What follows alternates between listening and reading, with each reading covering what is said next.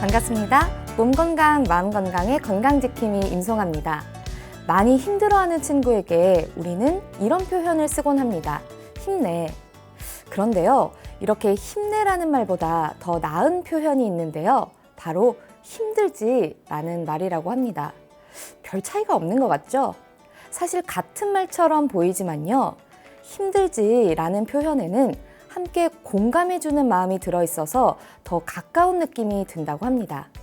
용기를 북돋아주는 격려의 말도 물론 좋지만요. 때로는 함께 고민해주는 마음, 함께 옆에 있어주는 것만으로도 충분한 위로가 될 수 있습니다. 몸 건강, 마음 건강, 오늘 순서 시작할게요. 라디오로 생방송되는 오전 11시 유튜브에서 원음방송 또는 몸건강, 마음건강 라이브를 검색하시면 실시간으로 방송에 참여하실 수 있고요. 오른쪽 하단의 구독 버튼 누르시면 원음방송의 다양한 컨텐츠들도 만나실 수 있습니다. 오늘 몸건강, 마음건강 부산시 중구 광덕 안정한의원 최원석 원장님과 함께합니다. 건강상담 원하시는 분들은 전화주세요. 서울 02-823-2000번 서울 전화 02-823-2000번이고요. 문자 상담도 가능합니다. 샵 8970 우물정 누르시고 8970으로 보내주시면 됩니다. 짧은 문자 50원, 긴 문자와 사진 문자는 100원의 정보 이용료가 부과됩니다. 신청하실 땐 상담받으실 분의 키, 몸무게, 연세를 함께 적어주시고요. 얼굴 사진이나 아픈 부위의 사진도 함께 보내주시면 더욱 자세하게 상담받으실 수 있습니다.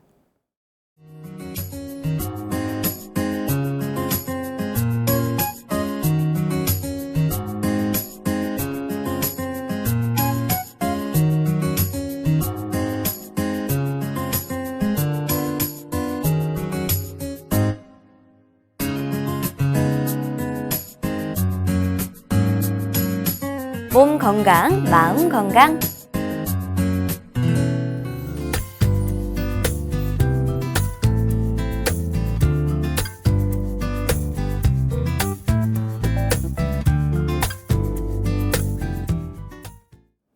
오늘의 미니 강의는 최원석 원장님과 함께합니다. 원장님 안녕하세요. 안녕하세요.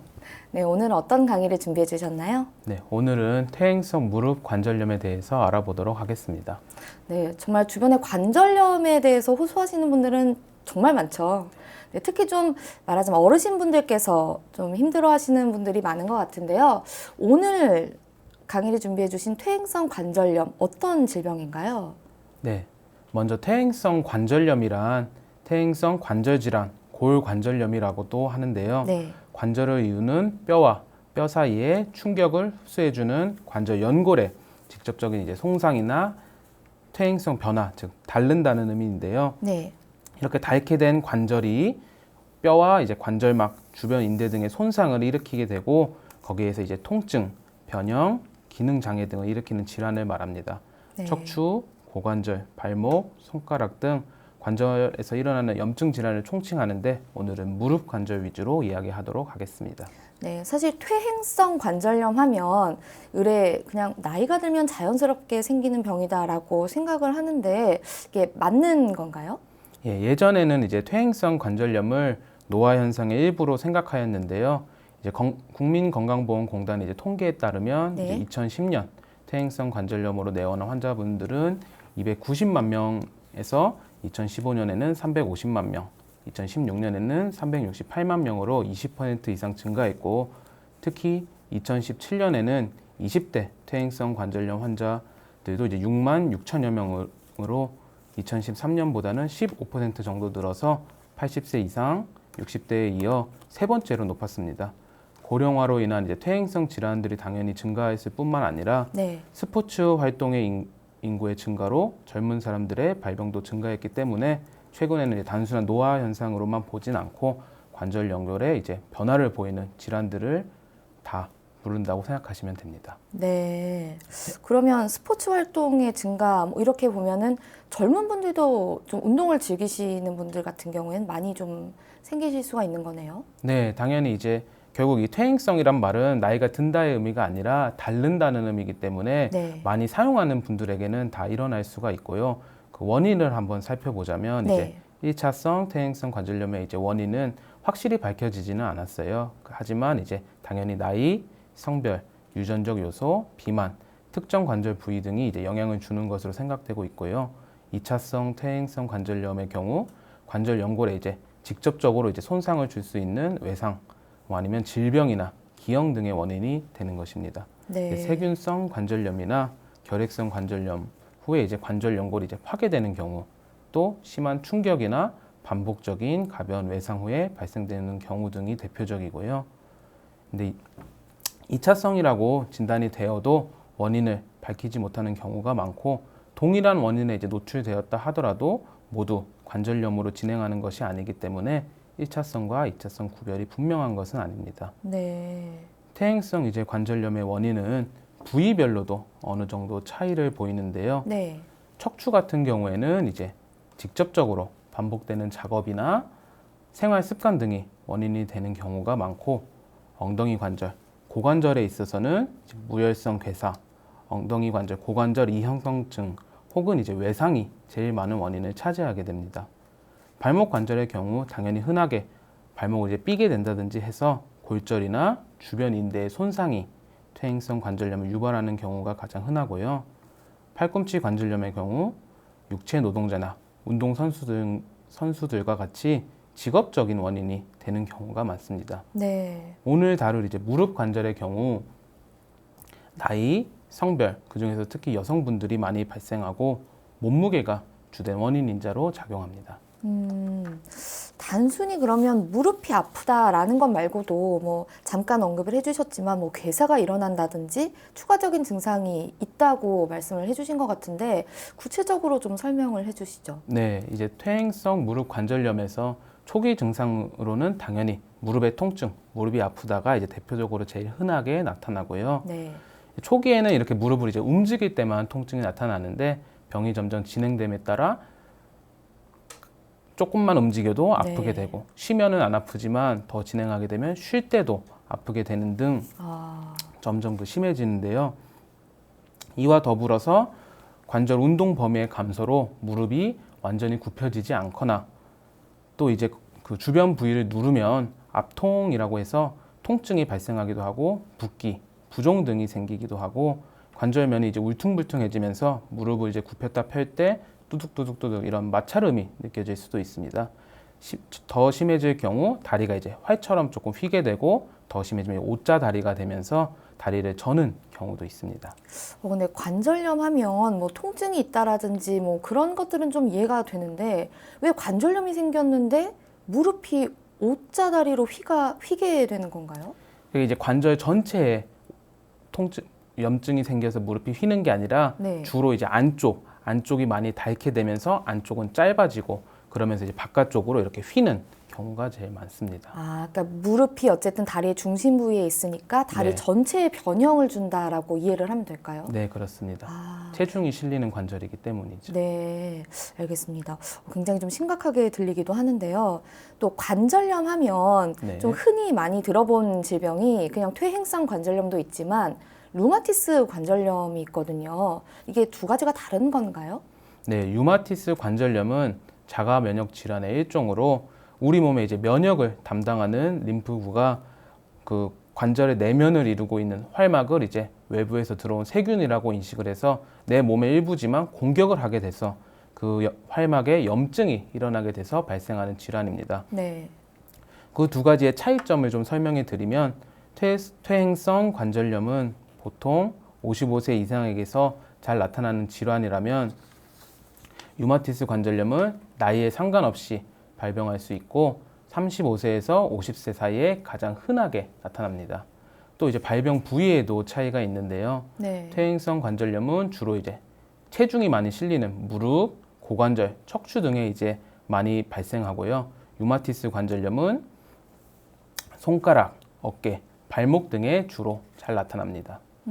퇴행성 관절염은 또 이제 수년에 걸쳐서 말 그대로 닳아서 생긴 것이기 때문에 서서히 진행되는 경우가 많고, 몸의 좌우 중 특히 한쪽, 먼저 많이 쓴 한쪽에서 발병하는 것에 비해 류마티스 관절염은 이제 수주나 수개월 내에 진행되면서 되게 좌우 양쪽에 같이 발병하고 또 여러 관절에 발생할 수 있습니다. 네. 또 퇴행성 관절염은 사용할수록 더 아프기 때문에 저녁에 이제 일을 하고 나셔서 더 아픈 경우가 많고, 류마티스 관절염의 경우 아침에 자고 일어나서 더 아픈 경우가 많습니다.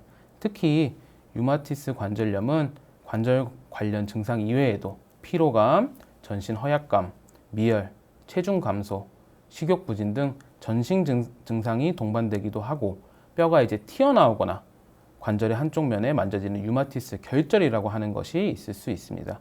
하지만 이제 일부 사람들의 경우 많이 사용하기도 하고, 그 류마티스 관절이 이제 질환을 갖기도 해서 두 가지 질환을 동시에 갖는 경우도 있기 때문에 반드시 이제 전문가에게 정확한 진단을 받으셔야 합니다. 네. 그 루마티스 관절염 같은 경우에는 제가 아는 지인은 20대 중반인데도 이게 걸리더라고요. 근데 이게 왜 생기는지도 잘 모른다고 하는데 이것도 역시 좀 원인 불명인 거죠? 네, 말 그대로 이제 자가 면역 질환이기 때문에 확실한 뭐 원인이 딱 정확히 무엇이다 이런 것보다는 이제 흡연이나 아니면 감염 이런 것으로 이제 추측을 할 뿐이고요. 하지만 이제 치료가 완전히 안 되는 것이긴 아니기 때문에 치료를 하시면 금방 좋아지실 수 있습니다. 네, 그러니까 정리를 좀 하자면 퇴행성 관절염은 결국엔 과다 사용, 그러니까 과체중을 버티던 무릎이 좀 닳거나 혹은 과한 운동 혹은 잘못된 자세 등으로 일어나는 것이고, 류마티스 관절염은 자가 면역 질환이다라고 정리를 좀 해볼 수가 있겠네요. 네, 그렇습니다. 네, 알겠습니다. 또 전신 증상 혹은 아침 통증, 또 좌우 관절이 함께 또 나타나는 차이가 또 있는 것 같은데, 퇴행성 무릎 관절염은 결국 어떻게 진단을 하나요? 퇴행성 무릎 관절염의 진단 방법으로는 엑스레이 검사, 골 주사 검사, 관절액 검사, MRI 검사, 관절 내시경 검사 등이 있는데요. 네. 특히 이제 엑스레이 검사가 가장 대표적이고 기본적인 검사입니다.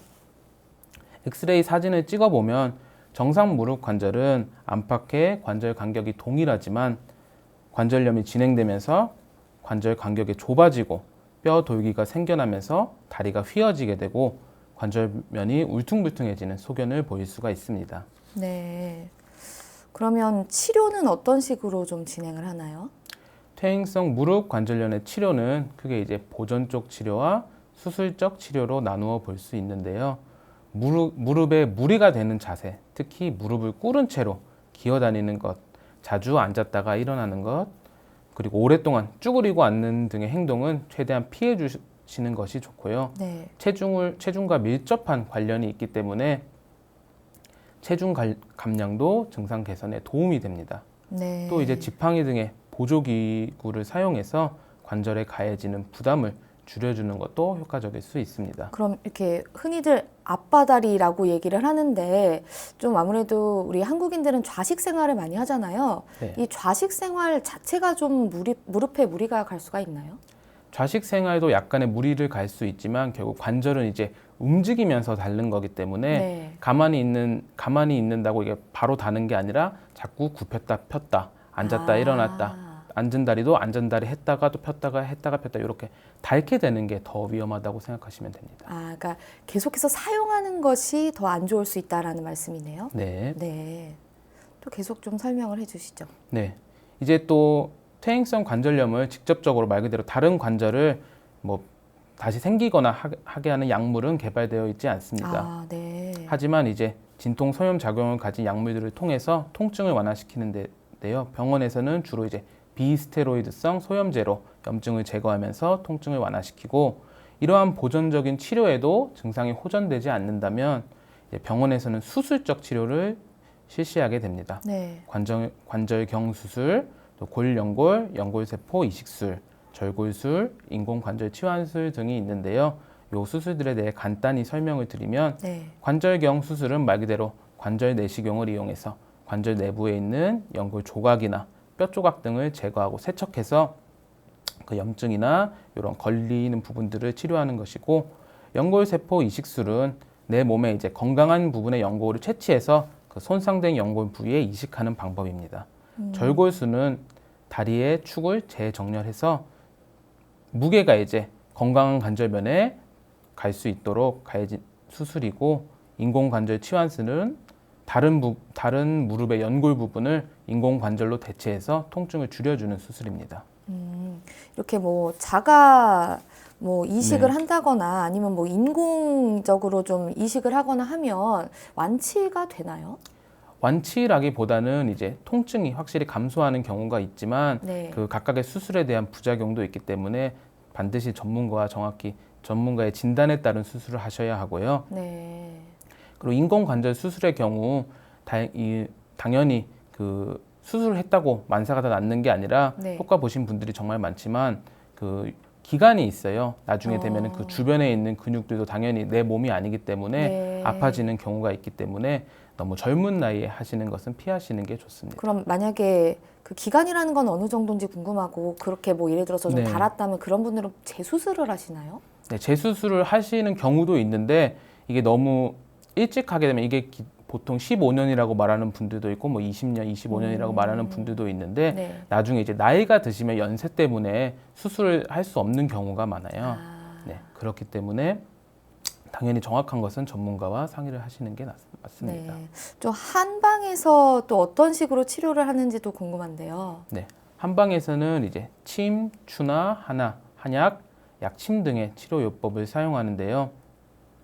침으로써 그 달아있는 관절 주변에는 네. 근육이 많이 뭉치게 되고 긴장되어 있습니다. 네. 침으로써 그 긴장되어 있는 부분을 풀어서 그 무릎에 가해지는 부담을 줄여줄 수가 있고요. 또 네. 혈액순환을 도와주기 때문에 그 회복 물질을 무릎 쪽으로 더 전달해 줄 수가 있습니다. 네. 추나요법은 단순히 이제 무릎만의 통증을 보는 것이 아니라 허리, 골반, 고관절, 무릎, 발목까지 하지 전체적으로 체중이 실리는 그 다리를 전체적으로 연관시켜서 봐야 하는데요.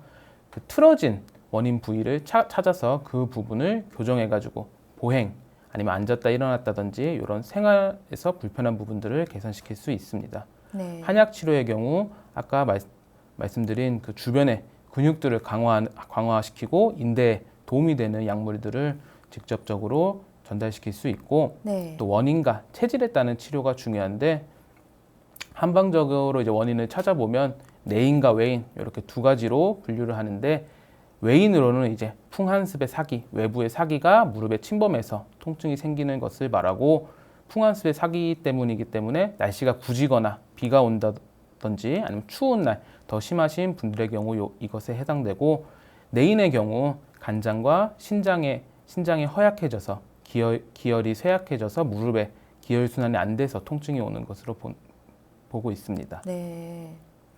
또 이제 약침요법이 있는데요. 네. 이제 봉약침을 사용하는 것이 효과가 좋은데 봉약침은 말 그대로 인체 면역 기능을 향상시키기 때문에 이런 염증성 통증 질환에 매우 잘 사용하고요. 봉약침 자체에도 이제 멜리틴이라는 항염증 물질도 들어있기 때문에 네. 염증을 많이 없애주고 또 저희 환자 한 분을 좀 소개를 해드리면 네. 50대 남성분이셨는데 네. 무릎이 이제 2차성으로 한번 다치셨는데 적절한 치료를 받지 않고 자주 이제 부으셨어요. 그래서 이제 2주 심하면 이제 2주마다 물을 빼고 하셨는데 네. 저희 이제 봉약침 치료를 받고 나서 거의 50일 동안 그 물이 차지 않을 정도로 물이 차는 속도가 많이 늦춰지고 통증도 많이 완화가 되었습니다. 아, 관절염이라는 게 그냥 통증이 있는 게 아니라 거기에 염증이 생기면 물이 차나요? 네, 염증은 이제 결과물이라서 네. 물이 차고 점점 이제 붓고 화끈화끈거리고 할 수 네. 있는데 그 염증은 이제 2차적으로 생긴 것이지만 그 염증 때문에 통증이 나타나는 경우도 정말 많습니다. 그래서 그 염증을 치료하는 것만으로도 무릎에 부담을 줄이고 또 무릎이 부어 있는 상태에서 과도하게 움직일 경우 당연히 주변에 관절과 인대, 근육이 안정화되지 않은 상태에서 움직이기 때문에 더 심한 손상을 줄 수가 있기 때문에 붓기를 빼주는 치료 또한 정말 중요합니다. 네. 아까 말씀하신 수술요법과 네. 그 한방적 치료에 좀 비교를 해보자면요, 원장님. 어쨌거나 결국에 뭐 자가 이식을 하든 아니면 인공 삽입을 하든 결국에 나의 퇴행된 관절을 조금 보하지 않았다면 이런 그냥 뭐 근육을 풀어주거나 하는 것은 그냥 통증 완화일 뿐이지 치료는 아니라는 생각이 드는데 어떤가요? 네, 정확히 그 말 그대로 달아서 없어진 연골을 네. 자기가 스스로 불려나가는 경우는 없어요. 네. 하지만 이제 모든 사람들이 당연히 사용하게 되면 다른데 어떤 분은 아프시고 어떤 분은 안 아프신 이유가 이제 바르게 사용하지 않고 또 네. 주변의 근육, 아까 말씀드린 그런 2차적인 통증, 염증으로 인한다든지 아니면 근육의 뭉침, 네. 또 아니면 풍화습의 사기 외부 인자들로 인해 하기 때문에 네. 그 부분만 줄여들어도 어느 정도 충분히 통증을 감소시키고 일상생활을 할 수 있을 정도로 치료할 수 있습니다. 구체적으로 좀 설명을 해주시면 어떤 원리인가요? 한방적 치료는? 아까 말씀드린 것처럼 이제 무릎은 이제 주변 근육이 네. 쌓아서 안정화시키는 구조이기 때문에 주변 근육을 침으로써 뭉친 부분은 풀어주고 네. 약으로서 부족한 근육이나 인대 요 부분들은 강화시켜주고 네. 당연히 가벼운 운동이나 이런 스트레칭 같은 것도 많이 도움이 되고요. 네.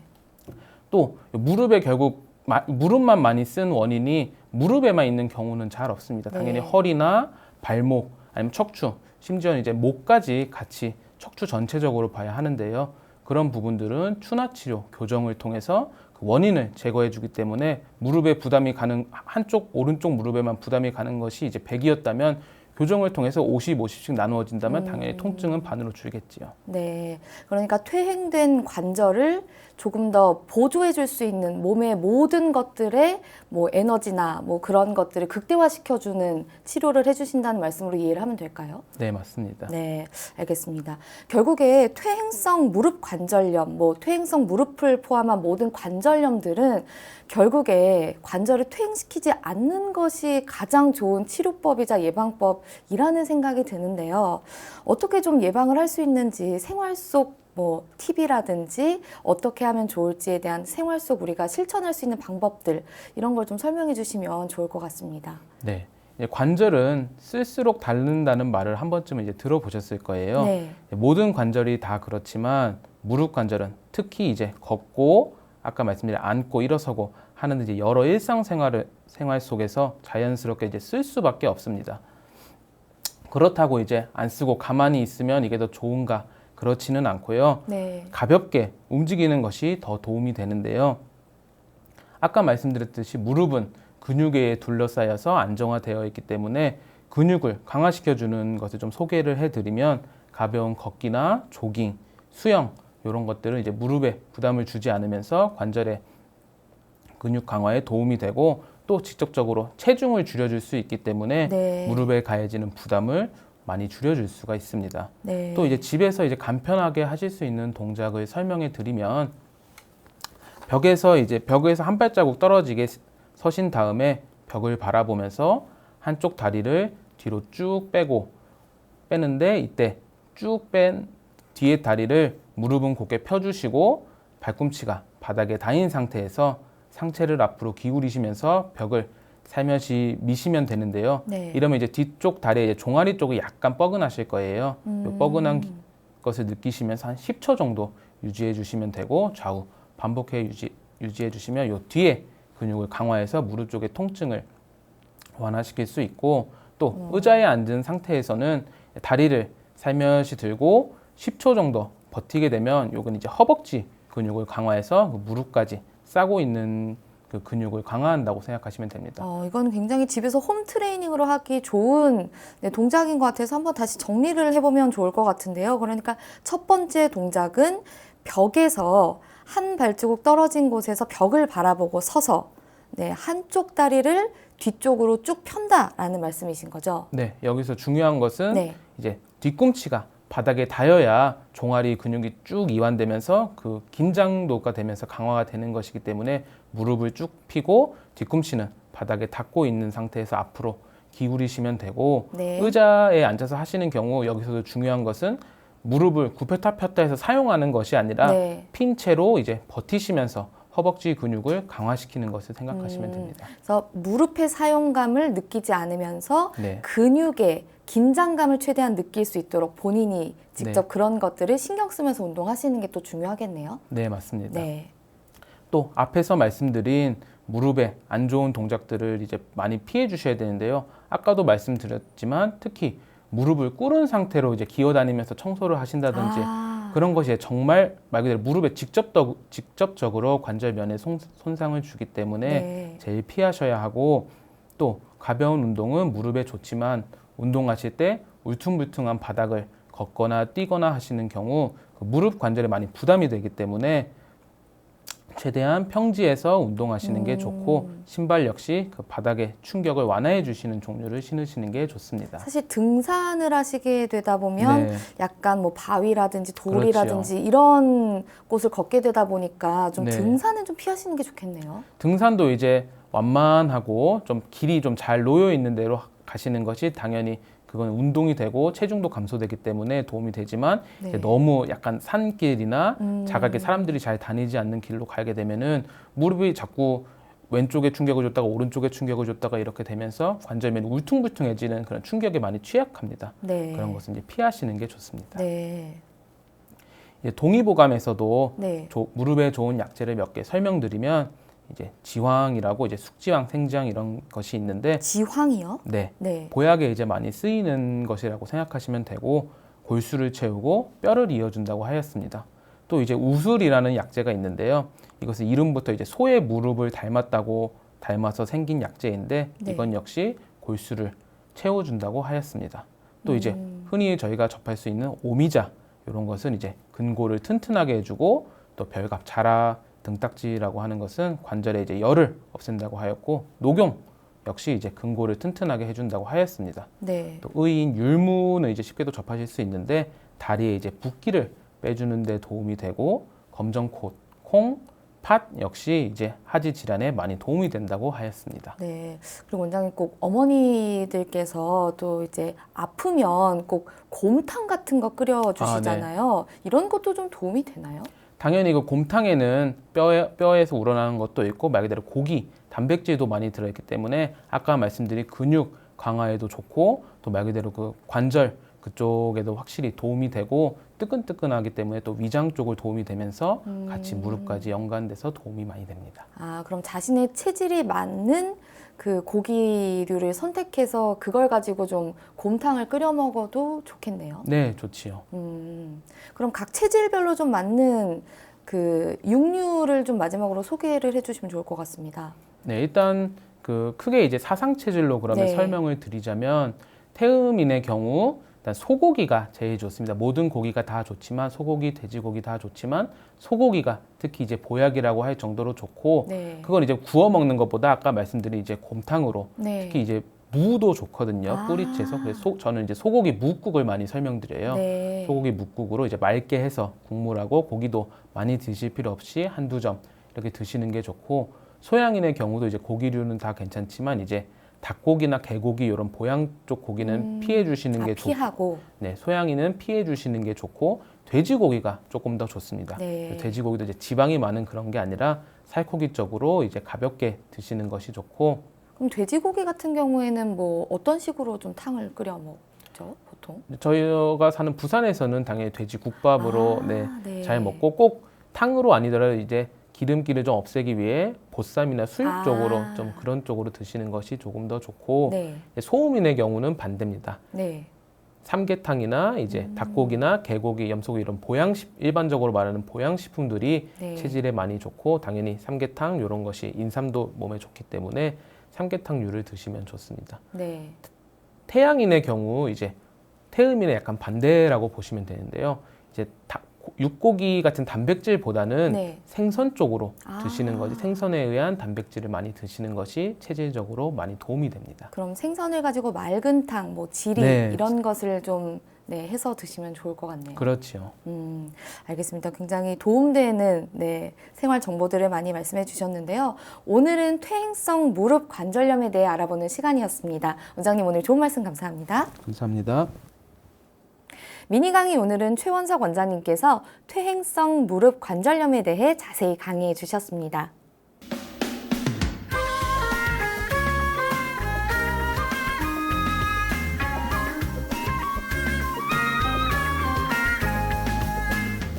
날이면 날마다 찾아오는 시간이 아닙니다. 약이 되고 복이 되는 꿀 같은 건강 정보 튼튼 보감 시간입니다.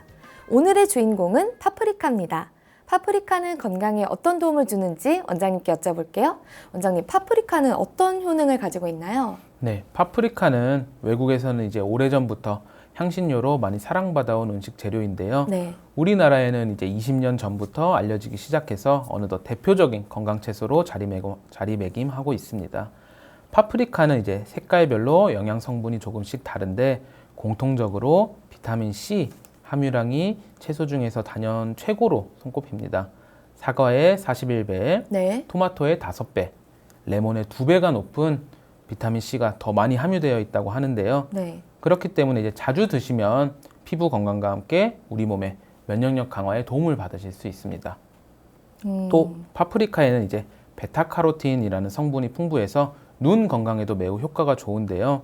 베타카로틴 성분이 이제 체내에 흡수되면 망막에 필요한 성분이면서도 비타민 A로 전환되기 때문에 눈에 필요한 물질을 생성해주고 또 눈의 독소를 제거해주는 효과가 있고 또 이 암 예방에도 효과가 있기 때문에 발암 물질을 제거하거나 이제 발암 물질의 성장을 억제해 주는 데 도움이 된다고 합니다. 네. 원장님, 파프리카가 색깔별로 가지고 있는 성분이 조금씩 다르다고 하셨는데요. 그럼 구체적으로 효능이 어떻게 좀 다른가요? 네. 파프리카의 이제 색깔별 이제 효능을 말씀드리면 먼저 이제 빨간색 파프리카는 리코펜 성분이 활성산소 생성을 억제해서 네. 신체 노화나 암, 관상동맥 예방에 효과가 매우 좋고 네. 초록색 파프리카에는 이제 철분 성분이 풍부합니다. 그래서 이제 빈혈을 예방할 수 있고 또 열량이 가장 낮은 파프리카이기 때문에 다이어트에도 많은 도움이 됩니다. 네. 주황색 파프리카는 이제 멜라닌 색소 성분이 이제 멜라닌 색소 생성을 억제해 기미나 버섯, 검버섯, 주근깨 등을 예방하고 피부 노화를 막는 효과가 있습니다. 노란색 파프리카에는 이제 파라진 성분이 이제 함유되어 있어 혈액 응고를 방지하고 고혈압, 심근경색, 뇌경색 예방에 도움이 됩니다. 네. 이렇게 이제 색깔별로 효능이 다양한 파프리카는 이제 약간 따뜻한 성질을 갖고 있는데요. 특히 아까 말씀드린 몸이 찬 소음인 분들에게 파프리카를 드시면 몸이 따뜻해지면서 도움이 되기 때문에 충분히 섭취해 주시는 것이 좋습니다. 네, 알겠습니다. 원장님, 오늘 좋은 정보 감사합니다. 튼튼보감, 오늘은 파프리카에 대해 전해드렸습니다.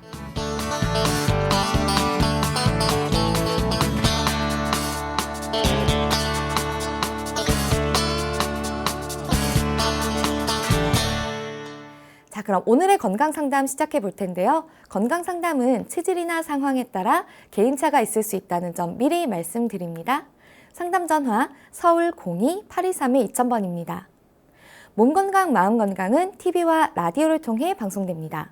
원음방송TV는 스카이라이프 채널 187번, KT 올레TV 284번, SKBTV 309번, LGU+, 278번, 딜라이브 159번, CJ헬로 238번, 현대 HCN 549번, 제주 KCTV 375번, 금강방송 796번, 모바일 에브리온TV는 채널 100번이고요. 라디오는 서울 경기 FM 89.7, 부산 경남 104.9, 대구 경북 98.3, 광주 전남 107.9, 전북 충남 지역은 97.9MHz입니다. 원음 방송은 스마트폰으로도 만나실 수 있는데요. 플레이스토어나 앱스토어에서 원음 방송 검색하시면 무료로 다운받으실 수 있습니다. 오늘은 최원석 원장님께서 친절한 상담해드립니다. 자, 그럼 첫 번째 전화 받아보겠습니다. 여보세요? 예, 수고 많습니다. 네, 반갑습니다. 예, 예. 네, 본인 상담이신가요? 아니요, 우리 할배인데요. 네. 머리가 요새도 시려워서 머리가 뭐 이렇게 수건 대고 자고. 아, 네. 그럼 혹시 키와 몸무게, 연세 다 알고 계신가요? 예. 네, 말씀해 주시겠어요? 나이는 82살이고, 네. 몸무게는 45kg고, 네. 또 키는 155. 아, 네. 지금 제 옆에 최원석 원장님 나와 계십니다. 예. 편하게 상담 받아보세요. 예, 예. 안녕하세요. 예, 오늘 수고 많습니다. 예, 그 예. 두통이 언제부터 좀 시작되셨나요? 한 10년 넘은 것 같은데요. 네. 그전에 이제 MR도 머리가 너무 아파서 찍어봤는데, MR 찍어도 아무 이상이 없대요. 그래서 병원에서는 약도 안 줘요. 네. 아무 이상 없다고. 그래서 이제 한의원한테 가서 이제 약도 좀 몇 번 지어먹고, 침도 맞아보고, 네. 했는데 이제 머리가 시렵고 이렇게 많이 아프다고 그래요. 머리가 시려움을 많이 호소하신다 그지요? 예, 예. 요새도 저 수건 대고 자요. 머리 아. 시려워서. 주로 이제 그럼 앞머리 쪽이 좀 아프신가? 그 시렵거나 그 아프신 부위가 머리 중에서도 앞머리 저 정수. 정수리? 예. 그래서 네. 박사님한테 여쭤봐서 무슨 뭐 좋은 약 처방 있나 궁금해서 좀 드려봤어요. 네. 그리고 여기 적혀 있기로는 이제 위암 수술을 하신 적이 있으시다고요? 예, 예. 그 한 10년 넘었어요. 네, 위암 수술도 그 10년 전이네요. 그 위암 수술을 예. 하시기 전에도 머리 아프신 게 좀 예, 있으셨나요? 예, 예. 그 전에도 좀 있으셨고 예. 주무시는 거는 좀 어떠신가요? 밤에 잠은 잘 자시나요? 아, 잠을 잘 자요. 소화력은 좀 어떠십니까? 물론 수술을 하셨지만 소화도 잘 돼요. 이제 위암 수술해서 많이 못 먹지. 네네네 적게 드시죠. 예, 근데 소화되는 건 잘 돼요. 네. 그래 무슨 약 제가 좀나 네. 궁금하고 해서 한번 여쭤보려고 전화드렸어요. 네네네.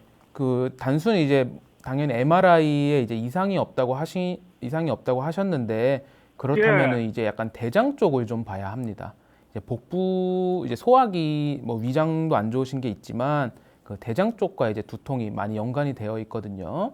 대변 예. 보시는 거는 좀 어떠신가요? 예? 대변 보시는 거요. 대변. 아, 소변이랑 대변. 대변은 하루에 한 번씩 잘 봐요. 대변도 잘 보시고 예. 소변은 좀 어떠십니까? 뭐요? 소변 보시는 거예요.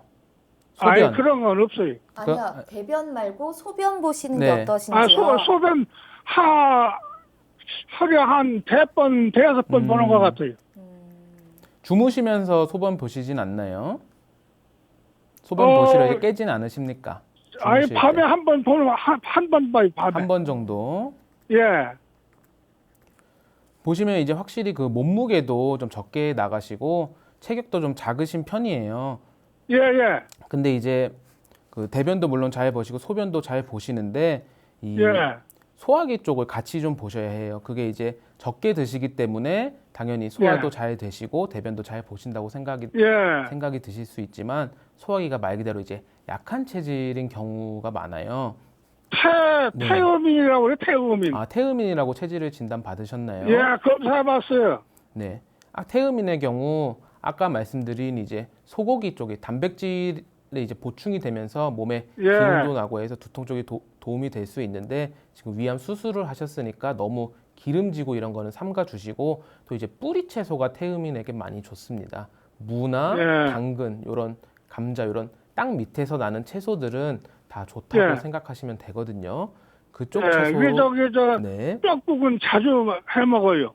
무슨 국이요? 뼈국을 아, 자주 뼈국 자주 해 해드시는구나. 드시고 네. 네. 뼈국 예, 예. 쪽은 아까 말씀드린 관절에도 도움이 되고 그런 이제 단백질이나 호르몬 이것이 보충되기 때문에 두통에 도움이 예. 될 수 있고 또 말 그대로 이제 시리시다고 하는 것은 몸에 이제 찬 기운이 머리 쪽에 이제 많이 있을 수가 있거든요. 그래서 이제 예. 뒷목 쪽이나 요런 데를 이제 따뜻하게 해주시는 게 좋아요. 태음인은 예. 주로 이제 뒷목하고 어깨가 잘 뭉치는 체질이기 때문에 그쪽을 자주 풀어주시고 그리고 땀을 예. 내시는 것이 중요한데 약하게 반신욕이나 이제 사우나 그리고 이제 특히 예. 이제 전기장판에서 살짝 이제 온 전신에 땀을 내는 게 태음인에겐 많이 좋습니다. 너무 억지로 예. 강하게 내시는 게 아니라 슬며시 내시는 것이 제일 좋습니다. 그래서 무슨 약초 같은 거 사다 집에서 해먹는 게 있으려나 싶어서. 약초 중에는 이제 목 어깨 긴장을 아까 말씀드린 풀어주기 위해 이제 칡 종류가 이제 대표적으로 좋고 이제 뭐 붓기나 이런 게 좀 있으시면 이제 아까 말씀드린 율무 의인이라고 율무 쪽이 괜찮은데 아, 지금 율무요? 네, 지금 붓기는 제가 봤을 때는 없으신 것 같아요. 붓기 이런 거 있으십니까? 붓는 거. 예. 몸이 붓는 게 좀 있으신가요? 아니, 그런 건 없어요. 네네네. 그래서 제가 봤을 때는 오히려 칡 쪽이 좀 괜찮을 것 같거든요. 이 칡도 예. 이제 너무 진하게 한 팩으로 해서 한두 번 먹고 그런 게 아니라 차 종류로 꾸준히 드시는 게 훨씬 도움이 됩니다. 예, 꾸준이라는 거는 하루에 뭐 한 번 정도? 네, 하루에 그냥 물 대신 물 대신. 예. 칡 차로 해놓고 이제 물 대신 드시면서 당연히 석 달 넘게 꾸준히 드시는 게 훨씬 목 어깨 긴장을 예. 풀어주고 두통에 도움이 될 수 있습니다. 예. 네, 목을 좀 따뜻하게 해주시는 게 좋을 것 같고요. 칡차를 예. 물 대신 드시는 게 좋다고 합니다.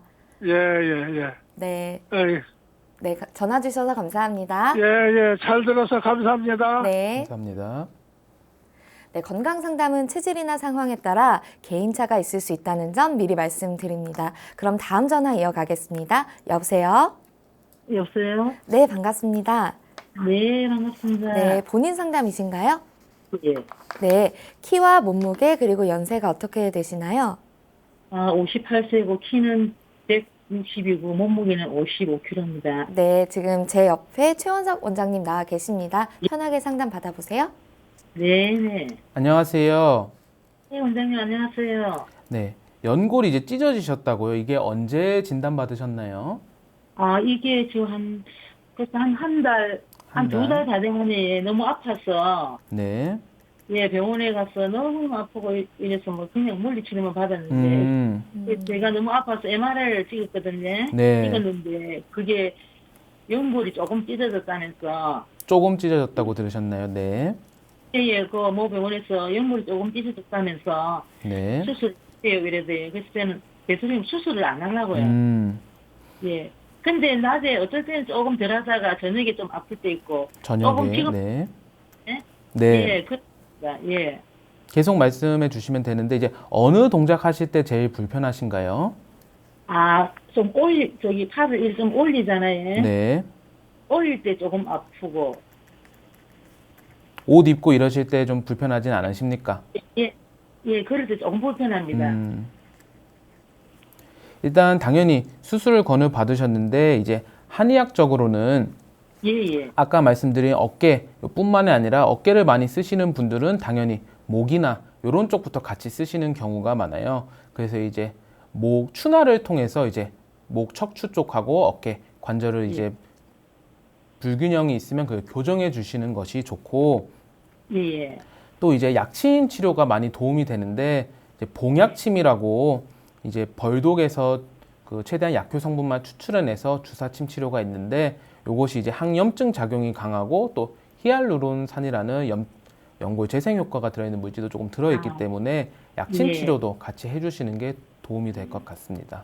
그럼 원장님 이거 수술을 네. 안 해도 다른 방법으로 치료가 가능하다 그렇지 원장님? 일단 그 완전히 찢어진 것이 아니면 예. 수술을 물론 당연히 전문가 선생님께서 수술을 권유하셨기 때문에 그 수술은 이제 더 상담을 하셔야 하고 근데 이제 통증이 완화가 되면은 수술을 안 하시는 경우가 많거든요. 지금 왜냐면 통증 때문에 그러신 거잖아요. 그래서 이제 추나 치료와 약침 치료 등으로 통증이 제어가 되면은 수술을 당연히 안 하시고 생활이 가능하시기 때문에 괜찮습니다. 한 방으로도 가능하다 그렇죠? 네. 예. 네, 도움이 좀 되셨나요? 아이고 예, 도움 많이 됐습니다. 네, 더 궁금하신 건 없으시고요? 예. 근데 또 네. 제가 네. 여기 갱년기가 너무너무 심한데 그거 한 게 없습니까? 갱년기 뭐 얼굴에 열 오르고 이런 거 좀 있으십니까? 예, 조금 없잖아요. 얼굴 열오르고 조금 움직여 놓으면 열이 팍 나고 땀이 많이 나고 네. 확실히 지금 겨울을 하고 여름을 하고 번갈아 가면서 수시로 먹어요. 확실히 예. 그런 쪽이 이제 정신적으로나 신체적으로 많은 부담을 주는 것도 있기 때문에 완전하게 직접적으로 상관이 있지는 않지만 당연히 연관이 되고요. 몸 전체적인 건강에 영향을 주기 때문에 당연히 이쪽도 호르몬 계통이기 때문에 한약 쪽을 사용해서 그 몸에 열 내린 것을 필요한 곳으로 보내주고 또 땀 같은 것도 같이 조절하면서 치료할 수 있습니다.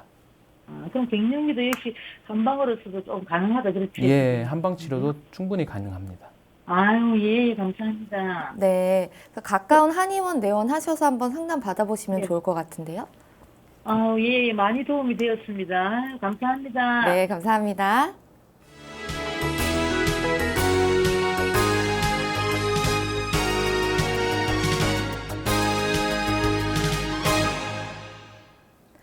네, 문자로 상담 사연 주셨는데요. 뒷번호 0928 쓰시는 분입니다. 아가씨 때는 네일샵도 다니고 했는데요. 지금은 매니큐어를 바르기만 해도 손가락에 두드러기가 나요. 발톱에 발라도 손에 두드러기가 나고 저는 키가 164에 52kg이고요.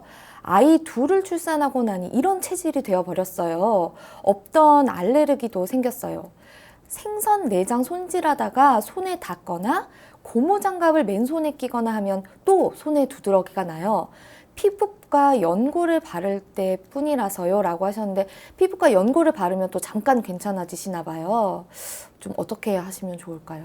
네, 이런 경우는 당연히 젊었을 때 건강하셨을 때는 몸에 면역 기능이 충분하기 때문에 네. 이런 원래 알레르기가 있으셔도 잘 안 나타나는 경우가 많습니다. 근데 네. 이제 출산이나 또 일을 많이 하셨다든지 하게 되면서 자꾸 더 민감하게 반응하시는 경우가 많거든요.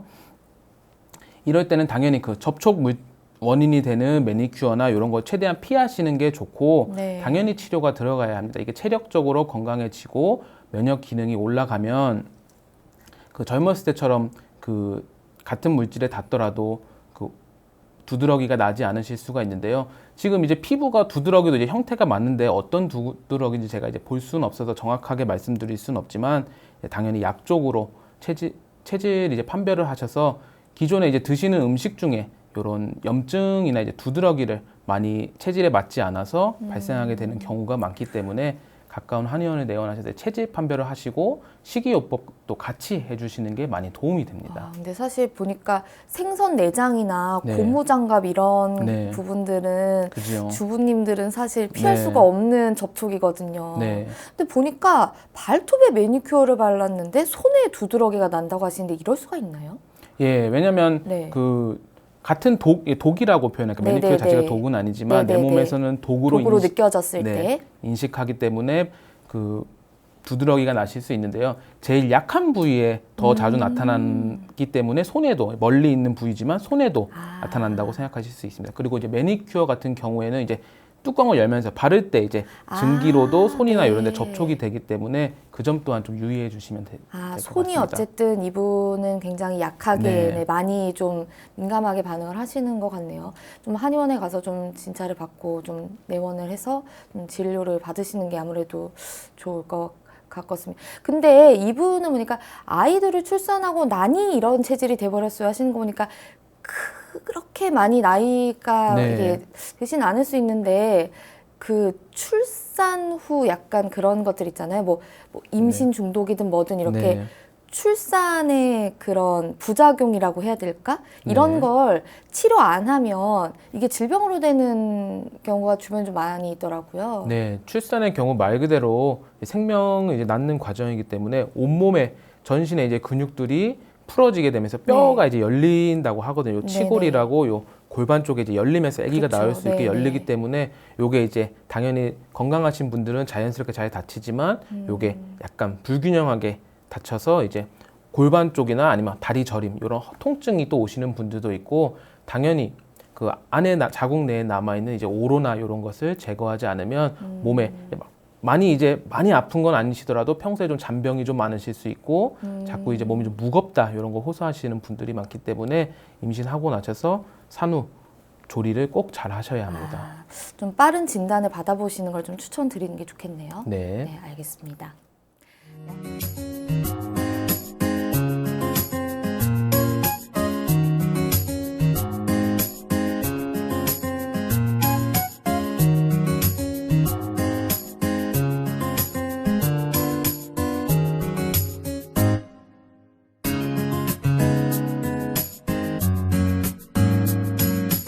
몸 건강, 마음 건강. 몸 건강, 마음 건강. 오늘은 최원석 원장님과 함께했습니다. 원장님 오늘 좋은 말씀 감사합니다. 감사합니다. 다음 시간은 한의사 최진용 박사님과 함께할게요. 오늘도 건강한 하루 보내세요.